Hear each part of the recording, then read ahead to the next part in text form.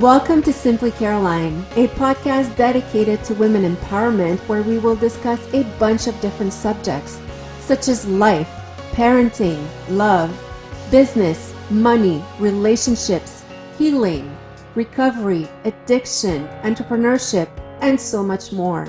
A podcast I'll do my best to keep simple, fun, and relatable and bring you tools to help you better your life. So thank you for being here. And here's your host, myself, Caroline Blanchard. Hello, everyone, and welcome back. Thank you for joining us this week. I have a beautiful guest this week, also super smart. She will help us being legally smart, the name of her company. Welcome, Maureen Vincenty. Hi, thank you so much for having me. How are you doing today? I'm so awesome. I'm so excited to just continue to build this momentum with my vision for Legally Smart and everything. So there's a lot of really exciting stuff, and I'm happy to share with everyone today. Thanks for having me. Well, thank you for being here. And for those of you who never met Maureen, she is our legal expert and will come visit us every trimester. Isn't she nice? She will help us being legally smart with our business and all legal aspects of our lives. So when I met Maureen, I thought I was pretty cool and I was pretty set. And she did an audit with me for my personal situation, and oh my goodness, I was not that cool, like not that set either. So Maureen, let's go back to the basic of what does someone, let's forget first, let's go just a personal individual, not talking about business. What are the aspects that we have to look at legally that we should have and it's a must have? Oh gosh, well, I think the first thing, the statistics with US and Canada are over 60% don't have a will.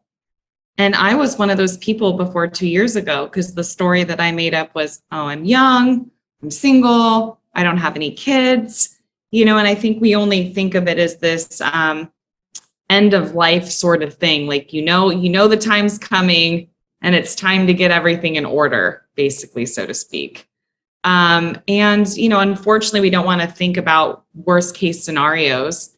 But it's one of those things, like it's just peace of mind, get it done, because especially if you're here and you're an entrepreneur, like we are working really, really hard to grow our legacy, to grow our empire, to create something. So we have something, even if it's just your car, your pets. I mean, if you have children and something were to happen, you have to actually put who gets to take care of them in the will. I don't know how it is in Canada, but in the States, if you don't have something like that done, I think it's easy for us to think, oh, if I were to, pass away or something were to happen, it's just my children will automatically go to my parents, my brother, my sister. It doesn't work that way, unfortunately. But it's completely left up to the courts, which is freaky.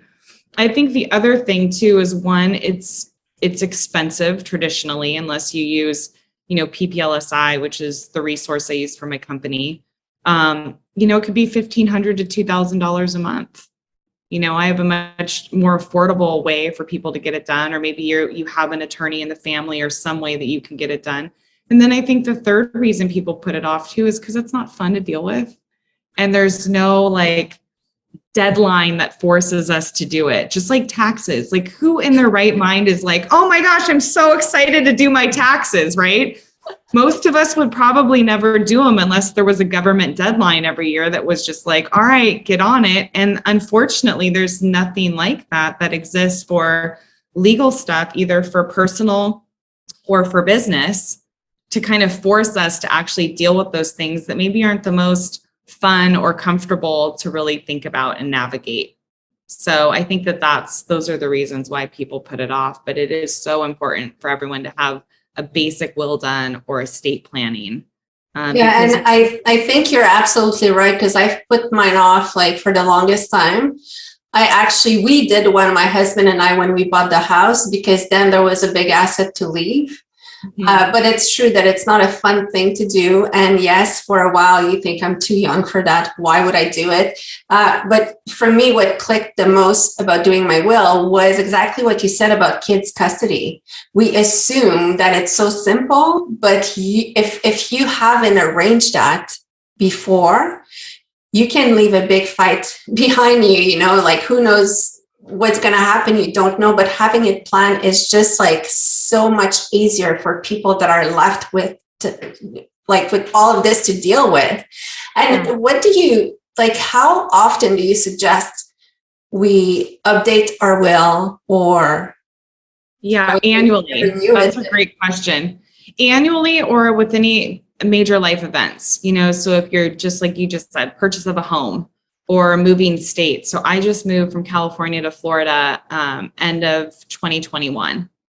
So that was the first thing. I just used my membership with PPLSI. It's included, to have will or estate planning updated or annual changes without any additional cost. So I was like, okay, I moved. My address is irrelevant and all that stuff. And minimum yearly, though, even if nothing changes, like I've done legal audits for some of my friends that are coaches and entrepreneurs and told them the stats, and they were like, oh, I'm one of the ones that has a will. And I'm like, okay, awesome. When's the last time you got it updated? About, I don't know, 10 years ago. And I'm like, okay, great. How many kids do you have? Like 4. I'm like, how old are the kids? 12, 9, 7, and 6. And I'm like, great. So the last 3 are not in the will. So we should probably update that, and it's just kind of funny because we don't think about it. Time goes by. We're so busy.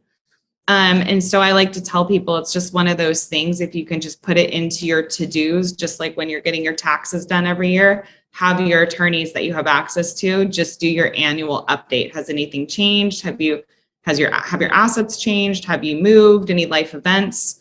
And then once the initial big one's done, it's pretty easy to just do revisions and updates. Mm-hmm. You don't have to think about it. It's just put it on the calendar, Yeah. And I'm probably one of the weird ones that likes to do her taxes. So just need to throw that in. I'm probably in the 2% that likes it. Only once a year, a good thing. But so besides beside the testament, I was going to use a French word, it's will in English. So besides the will, what other documents or procedures that we quite often not do and should absolutely do? Yeah, from a personal standpoint, and I think the world we live in now too with technology, it makes it easier to sign things without reading them. So I don't think we realize how many things we do on a daily basis, weekly basis, monthly basis, on a personal level that are actually legal things. So anytime that you sign anything, even if it's purchasing a car, renting a new place, buying a home, the inspection reports, like every time you're signing something, that's a legal document. And you absolutely have the right to fully read and understand everything that you're signing before you're doing it. And have an attorney. Imagine having an attorney be able to walk you through explaining everything to you before you sign something. And I see it all the time, even with lease agreements. People will sign something and then having an attorney be able to say, actually, you can have a clause in there. You can ask for this, or before that car purchase, or negotiating terms or percentages on credit cards. I mean, there's so much that we have rights to that we don't even realize it. And the problem now too is with like DocuSign or all these other things. I mean, I'm guilty of it. I've done it before. I'm better about it now. But you get a 20-page document to initial and sign, and it autofills, and all you do is like next, click. And before you know it, you've legally endorsed like a 25-page document. And you're like, I don't even know what the title was. Really, it was so easy. You get notification, you're busy, your to-do list. Okay, I got to sign this thing, click. And you're like, uh-oh, what did I just sign? Right? Not even to mention then from a business standpoint, are you signing up to be a speaker somewhere? It happened to a friend of mine. I know I'm going off topic a little bit, but just an example, it was one of his goals to do a TED Talk. So he did a TED Talk and he signed the speaker agreement, and he actually got in trouble for promoting his talk, the recording of it, on his own marketing platforms and his website. They said, read the speaker agreement you signed. You don't have the right to use this for your own promotional material. So it happens all the time. If your podcast, people are being interviewed, news media, sometimes the platforms allow you to repurpose that interview or recording for your own benefits. And sometimes they own all the rights to it. And unless you negotiate, right? So it's just being aware of like taking that pause, whether it's for business or personal life, before you sign anything. Just stop and read all the way through it and have an attorney walk you through it. With the memberships that we use through PPLSI and Legal Shield, it's like completely included to have an attorney review all those documents with you. Or yes, you know what, I'm thinking about the simplest things. The agreements we sign with Facebook by saying, you know, when you click the I agree, that's basically you signed a document saying you're agreeing to their terms. And I don't know about you, but I got a few updates over the years and I never, ever read any of it. And then at some point I'll see a post of someone explaining, do you know you signed for blah, blah, blah. And I'm like, wow. Because no one reads these things. And yes, it can be, it can be time consuming to ask a lawyer to actually go through it. And I'm not sure we should go through it for everything. Well, anyway, I would be too lazy to go through everything. But then when you start like developing projects, or especially when you're an entrepreneur, it becomes crucial to go through those steps and actually have these agreements. And, you know, like when I started the podcast, someone called Maureen told me, do you have like a podcast agreement for your guest? And I was just like, no, you know, it's all cool. We're talking, we're friends, and, you know, we're getting along well. So, but these little details, it goes well until it crashes. You know, until something happened, you're like, oh gosh, I should have signed an agreement. So talk a bit about, you know, the solopreneurs or entrepreneurs or small businesses. Like, what do you feel would be like the very basic that you have to have? Yeah, well, there's the two categories I'll touch on briefly. So one is websites. And I was shocked when I found this out a couple of years ago, because when I left corporate, 7 years ago, I started my own health coaching, peak performance health consulting business. And so I'm a great scientist. I could fix anyone when they were in front of me. I had no clue how to run a business, right? So I was hiring all the business coaches, marketing, and all this stuff. And yeah, I'm gonna interrupt you here. You were not just a little scientist, weren't you, for NASA? Yeah, so I am a total nerd. Yeah, I worked for NASA and EPA for a decade or so. My degrees are actually in astrophysics and geology.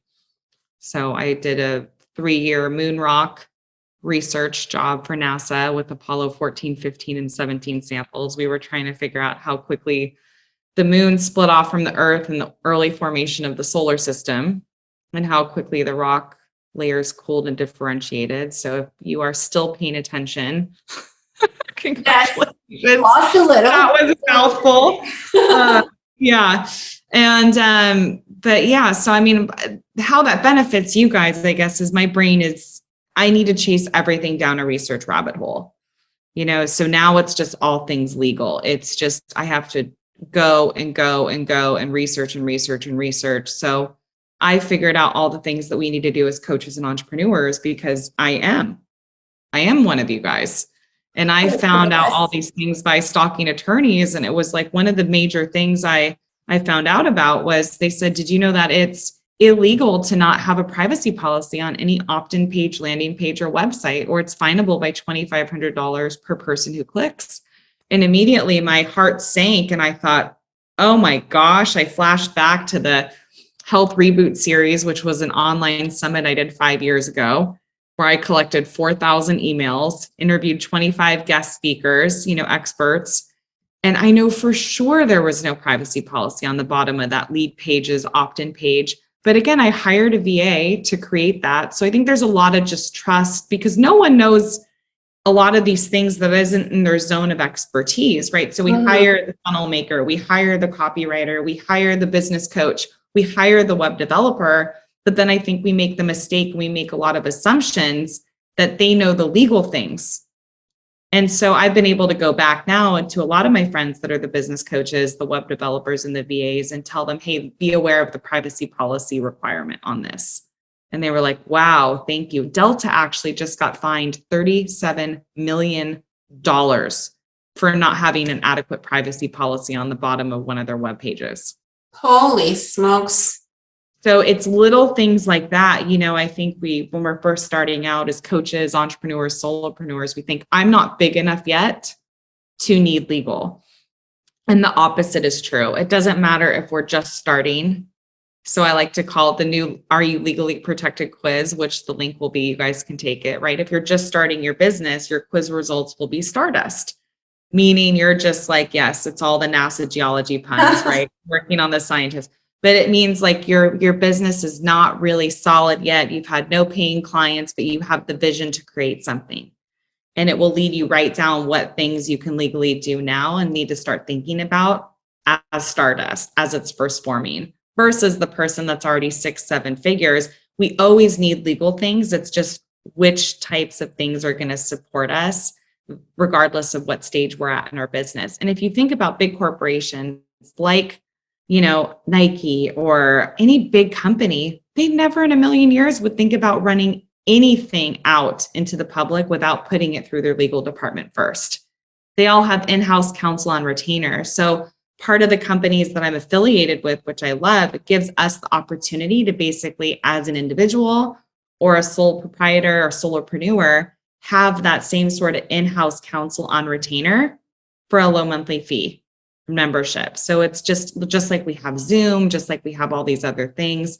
So we get to have our empires protected, and it doesn't have to be this like thing later on down the road where we're making millions. No, we want to make sure we're around to make the millions and we last to make that impact by having some basic things in place from the beginning, like a corporation setup, like the right things on websites, like you were speaking about, contracts, agreements. So whether you're a podcast host or whether you're just a coach working with clients in a one-on-one capacity, or maybe you sell digital courses, there's different types of agreements or contracts that you'll need, and they can be very basic. I have templates I can give you guys. You don't have to worry about finding that online or paying money, and you fill them out, then you have an attorney review it. And also it just serves as peace of mind too. I know you said like we just trust each other, or we love each other, it's all going to be okay. Even if there's nothing bad that happens, one of the benefits about contracts is it gives very, very, very clear boundaries. So there's no potential for like the game of telephone, so to speak. Perfect example is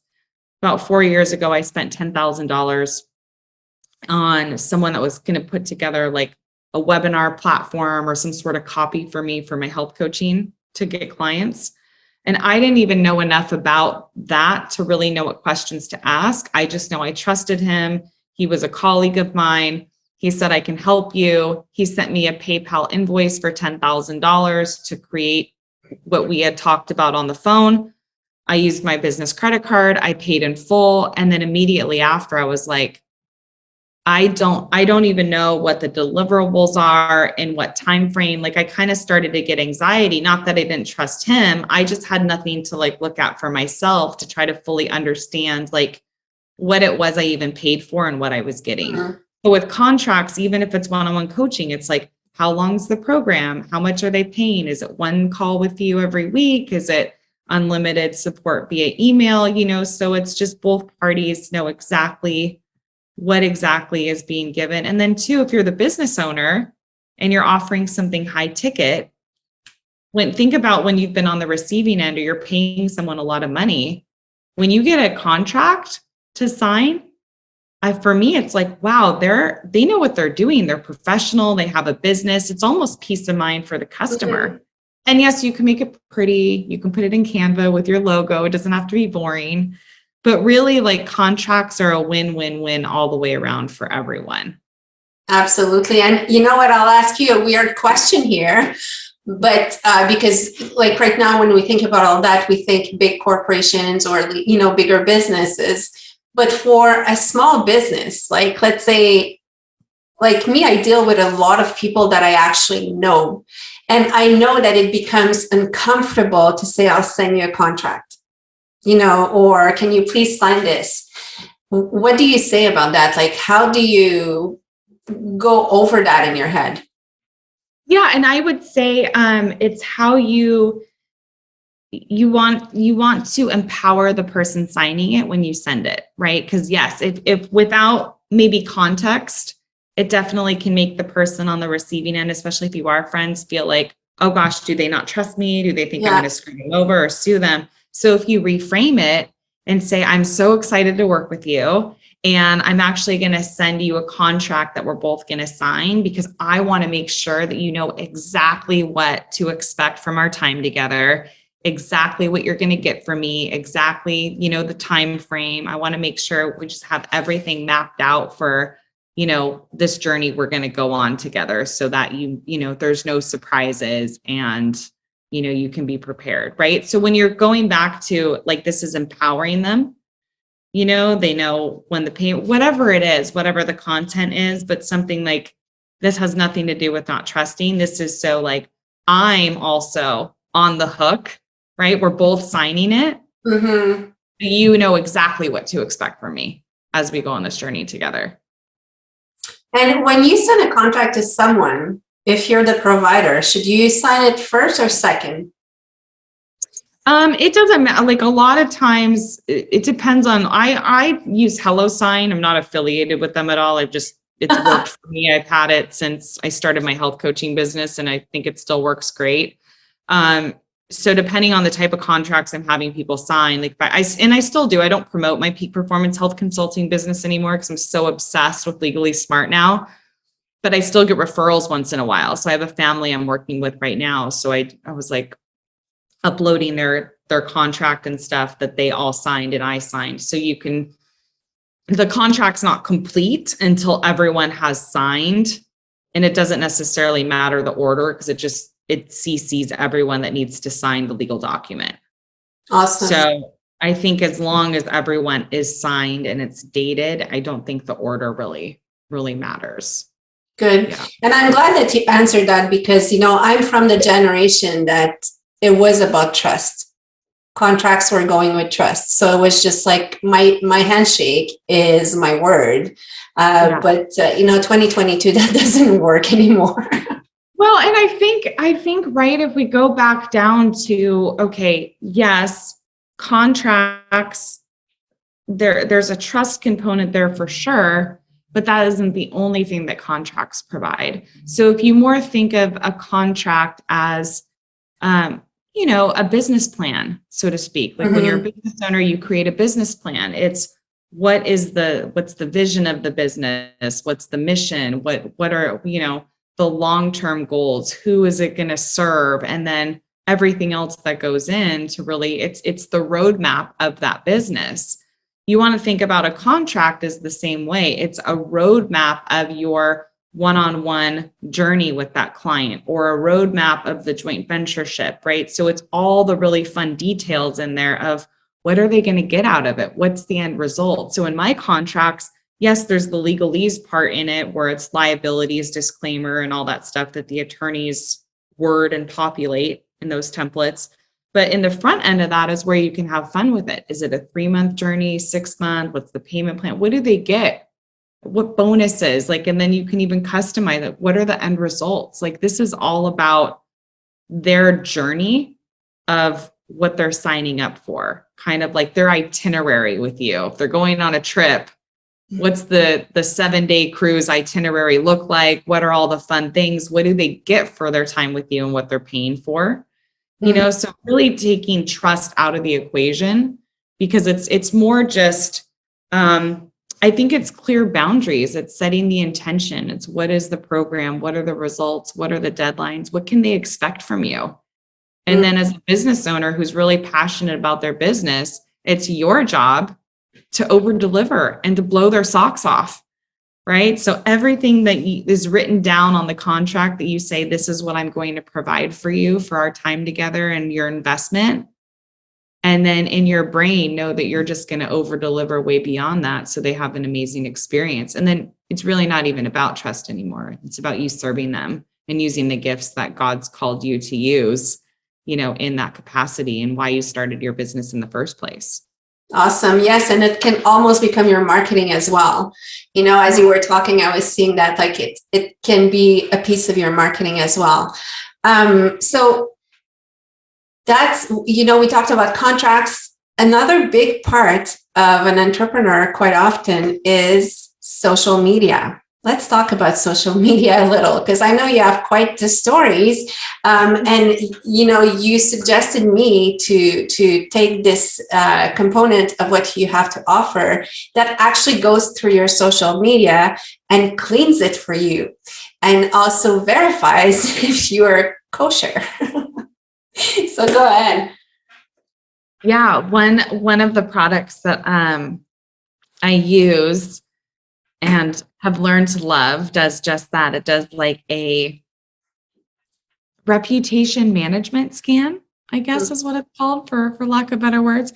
And it will actually go through, you can put in your information and it will run through and filter, like whether it's Instagram, Twitter, whatever social platforms you have. I know some people have all the things, some people just have one or two.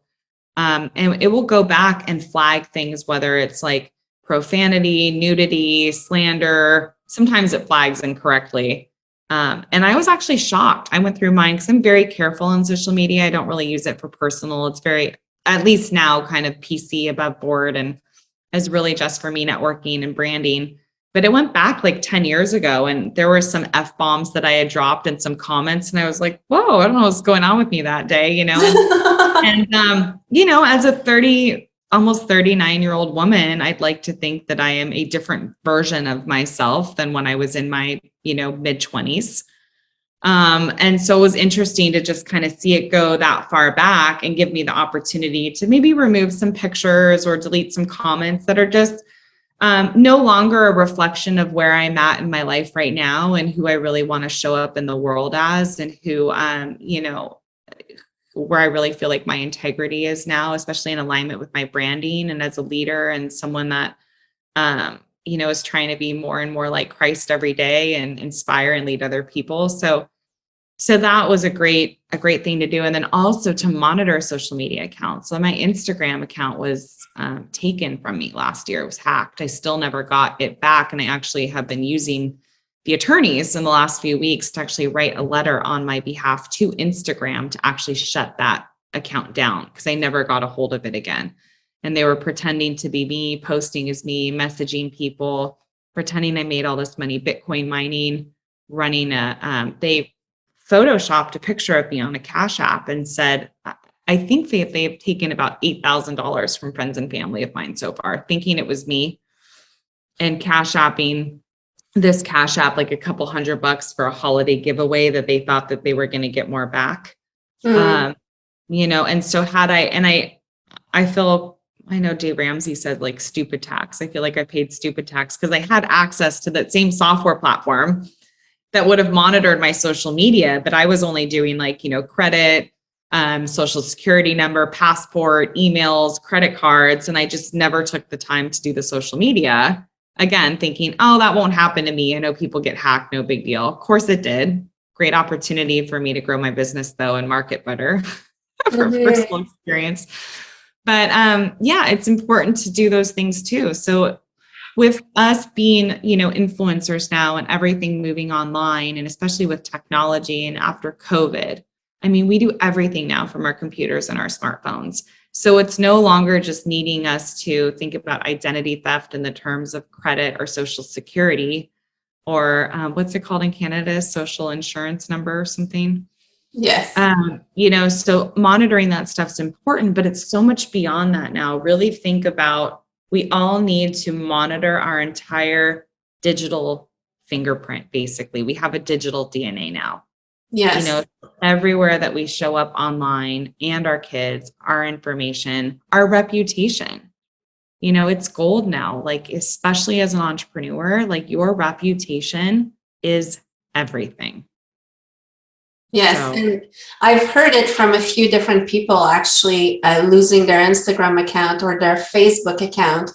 And, I guess that I was like the majority of people thinking, well, it's not a big deal because, if ever someone would hack my account, I would send a message to Facebook and they would realize I've been hacked and, give me back the account. But a lot of the people that I spoke with, it's like when that happens, they lose their account. And, as an entrepreneur, if you are working on your personal branding, we know it's a lot of work, and building that through the years is a lot of work. So to lose all of that is, and of course, when you lose it, you probably didn't take the time to download anything or to, have a backup. So it's very, it's heart wrenching, I think, because yes, now it's a huge part of our business, especially in the last 2 years. So like you said, I never got mine back. And that's why. And I did everything. They say, because you can't get them on the phone. They don't respond to phone. They don't respond to chat. And then of course, everyone thinks that they have the key, the YouTube video. My friend got their account back. Try this. I tried everything. There's even this Instagram like video verification where they scan your face to prove that you are the owner because it matches pictures. Nothing. And the worst part is I'm the only Maureen Vincenty on the planet. So that Instagram account for 10 years was my name. That was my handle. So yeah, I created a Get Legally Smart handle, but because this one is still open and hasn't been shut down and I have no access to it, I've been at so many events recently and been able to network with so many people. And of course, people want to know, do you have Insta? And I've been very hesitant to even tell anyone about my new Instagram handle because my worst fear is that they're going to also just try to search me by my name. Well, that's personally what I communicating with that old handle, thinking it's me, right? Yeah. And it's like I don't have time to go into the whole story with everyone. Oh yeah, I have Instagram, but I have 2, and this one's really me, and this one's not me because this one was hacked, and these are fake Bitcoin miners, and don't give them money, So it's like I just say I don't have Instagram right now. I'm rebranding. I'm working on it. So it's been also like not only do I feel like it's damaged my reputation, it's taken money from my friends and family. Like I feel very responsible and upset about that. Like it's heartbreaking. And then it's also potentially lost me a lot of business and sales and ability to really help and impact a lot of people because I've kind of had no social media presence the last 6 months except for Facebook because of this. So I'm really sorry for you because yes, it's not a fun thing. And like I said, it's something you build through years. So yes, it gives you an opportunity to start over, but sometimes it's just better to correct something that you already had. Totally. So Maureen, like in closing, what would you suggest? So like, let's say I'm listening to the podcast right now and I'm like, okay, I don't want to spend too much time. And that's actually exactly me. I don't want to spend too much time because while you're talking, I have all these aha moments of like, oh my goodness, I need to do that. And oh yes, she said this doesn't take time. Like I'm going to confess, I've subscribed to your service, 4 months ago? And I haven't done the social media thing yet. And even now I'm sitting here like kicking myself, like, why am I not doing it? I have it. It's just I think we don't realize the importance of stopping because we put our time in a bunch of different priorities that are happening right now, but we always tend to push what could happen away. So I'm slapping my hand myself. I will do it. But so yes, if I'm listening to the podcast right now and I'm like, I really need to know where I'm at. I don't know where to start, and that's a bit like how I was when I met you. Yeah. Tell us what to do. Please guide us. Yeah. So I think what I'll do is I'll have 2 links available for everyone. If people are like, I already know that I need help, I'd love to offer a free audit. And then I can do what I did for you. Well, I'll pop them into the right services and this roadmap really quickly and kind of like a quick little blueprint. And so the link for that will be there. If you're not sure yet, if that's even relevant for you, you're like, gosh, I don't even know what I don't know. And I just, whatever, you can take the How Legally Protected Are You quiz, which will ask you a bunch of questions. And then based on where you are Stardust, are you just starting, a little bit further along? My amazing assistant has put together different resources that are specifically for where you are based on the quiz results. So it might be little educational videos sent via email that will help you get started, and just kind of lead you along in the process, little checklists that you can use, maybe a link to an audit if you're actually there and you don't even realize that that's the next step. So total education available for you. You'll be in our system, the Legally Smart system, hand holding. Maybe you're ready for the Legal Lab membership too, which is a lot of member only workshops that will be available. So we'll do like website Wednesdays, right? Coffee and contracts. So it's that accountability. Hey, put it on your calendar, or we'll do the social media stuff. So now we'll do it together in an hour. So it's just like a done with you. We can make it fun, play music in the background, whatever it is, so that it's just off your plate and you can go back and focusing on all the other things that are on your list that actually excite you. So that's so awesome. And thank you, because yes, you are working with, a system that is already in place to offer these things, but you have so much more added value to your membership because you really built a whole other, system beside it to really for people like me to kick them and say, let's do it. Because you know what, knowledge is, it's funny, I was at a conference this weekend and it was, the speaker was saying that knowing how to do the how is easy because we have access, everyone has access to Google. So basically you just ask a question and you will have the answer. Doing the thing, that's a whole other ball game. And that's, I think, where most of us fail. And that's why we postpone, procrastinate, like use the word that you want. But I like your system because it's really, it feels more personalized and it's not expensive and it's really inclusive. And, whether you are where I was with needing everything or you're already savvy, you will become even more legally smart. And, I also love the fact that you started all of that to help people save tons of money with legal, because for me anyway, and I think that it's almost like in our DNA, when we think lawyer, we think, oh my goodness, that's like, it's going to cost an arm and a leg. So we try to always stay away from all of that. But, we need... I saved the average. I did all the math with what we all need to get done that we don't even realize. A la carte with attorneys costing $400 to $500 an hour. It costs about $8,000 to $10,000 for us to get the basic things done we need to get done. And so, with Legally Smart and PPLSI, I'm saving, the me's, the you's, the us's, anywhere from $8,000 to $10,000. But that's just the attorney piece. Like you said, like the whole Legally Smart systems, education tools, attorneys, which I can connect people to, and then the support in the community with the workshops. So it's all those four things that have been created to just make it as easy, as fun. I'm committed to making legal fun and affordable as possible, because it's just the stuff we need to get done. And it doesn't have to be super overwhelming or put off anymore with this. So I'm really excited. And it doesn't have to be painful. And Maureen is so nice and nice to look at as well. So when you look at her tutorials, it's going to be fun. So Maureen, thank you so much. I will put all of your website information and the links that you're giving to people. It's free assets. So just go and get it done. And we will see Maureen back in September, and she's going to come with up-to-date information and probably of me, like, did I do my stuff or did I not?